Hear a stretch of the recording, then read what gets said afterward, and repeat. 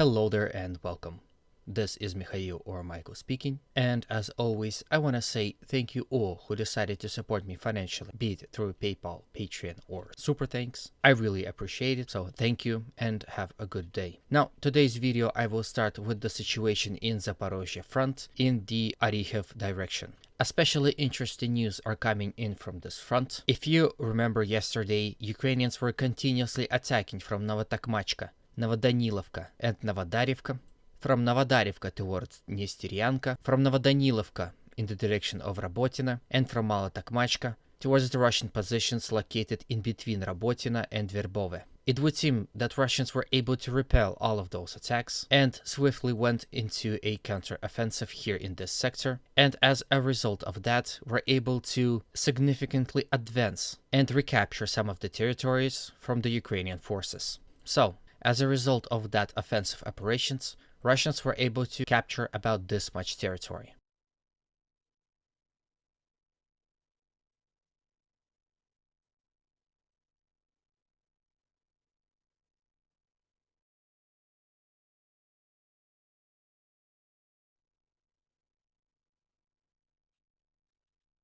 You can see a particular situation. Even though Ukrainians were on the offensive here in this sector, they managed to be defeated completely to a point where a Russian counterattack completely decimated their lines and forced them to retreat. Now, this territory here is about 2 weeks of fighting for the Ukrainian forces, so imagine losing 2 weeks worth of efforts in just a day. What's interesting is that Russians still have a strong positions here in the back. It is unclear whether they will entrench themselves here in this sector or retreat. If they are to retreat, I'm sure they will mine all this and this general territory. Usually that's what they were doing in similar situations. And when Ukrainians are going to resume their attacks, they will be basically back to square one. They will once again be forced to advance in the open fields through territories they once controlled that has been recently mined again. So the situation we saw in this front line, where we saw Leopard tanks and Bradley destroyed, is basically probably going to repeat itself. Mind you, not only they will be advancing through newly laid minefield, they will be also subjugated to Russian artillery. And then don't forget about Russian K-52 Alligator helicopters that became extremely active all throughout this Ukrainian counteroffensive, and mostly they were the ones destroying Ukrainian armor. Here I have a video for you of this helicopter destroying Ukrainian tank.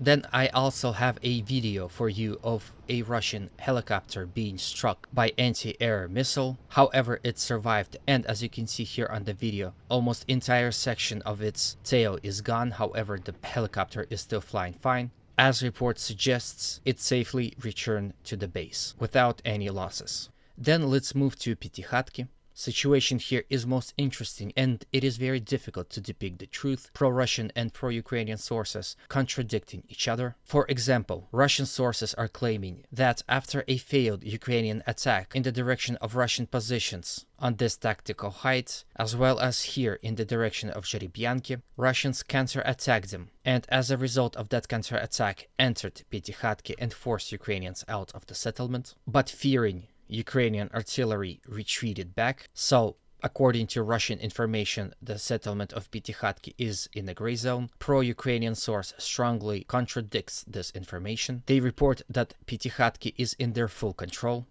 They do report of a Russian counterattack that appeared here in this sector. However, they claim that they were successfully attacking here towards Zheribyanki and were able to capture some frontal positions of the Russian army. So according to a pro-Ukrainian source, and as it is being reported by most of pro-Ukrainian bloggers, the settlement of Piatykhatky is captured by the Russians.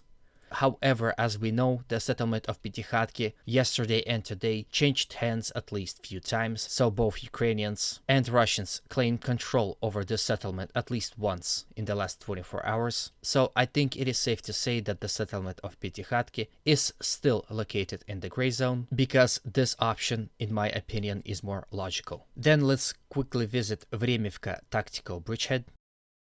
There are no territorial changes here, however, as yesterday, Ukrainians continued their attack from Livadne towards Priutne and from Novodarivka towards Rivnopol. The settlement of Rivnopol is being attacked from all directions, but Ukrainians were unable to achieve any success here. Especially heavy fighting is being reported in between Urozhaine and Novodonetsk, as Ukrainians continuously smashing against Russian lines in attempt to penetrate them and reach settlement of Urozhaine and Kermenchik, as well as conducting limited military operations here in this sector in attempt to push Russians as far back from the tactical heights in general goal of capturing Staromayorsky and Urozhaine. However, not only those attacks are failing, Russians are answering them with counterattacks of their own in certain front lines, and whatever initial gains Ukrainians are making in this sector are negated.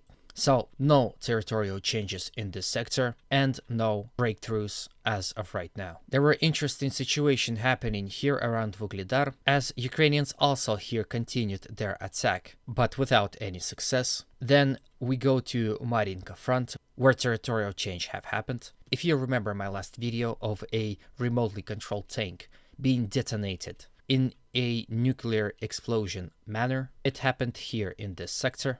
It would seem that that explosion really did a number on Ukrainian positions and soldiers defending those positions, because here Russians were able to advance closer in the direction of Novomikhailivka. And these are the territories they were able to capture.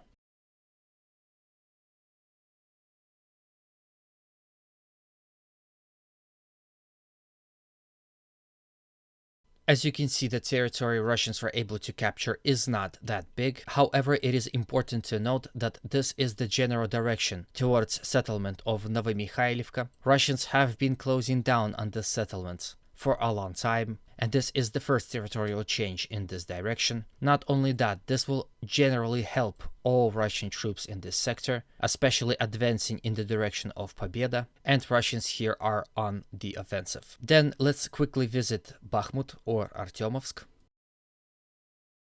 Here situation remains without a change. Ukrainians unsuccessfully once again attempted an attack towards Berkhivka and Yagodne, however lost tanks and personnel and were forced to retreat. Ukrainians also attacked in the direction of Klishevka, and some Ukrainian sources are claiming little gains in this sector. Then let's visit Seversk Liman front. Latest report suggests that Russians are on the offensive on this front line, attacking all across the front line. The news are extremely new and fresh, so it is unclear whether there are any territorial changes or not, but fighting here in this sector intensified heavily. With those news, I end today's video. I really hope it was to your liking. If it was, please consider supporting it with a like, a comment, and if you haven't subscribed yet, a subscription. Those actions help promote this video to a wider audience, thus spreading the message. If you feel extra generous and you want to support me financially,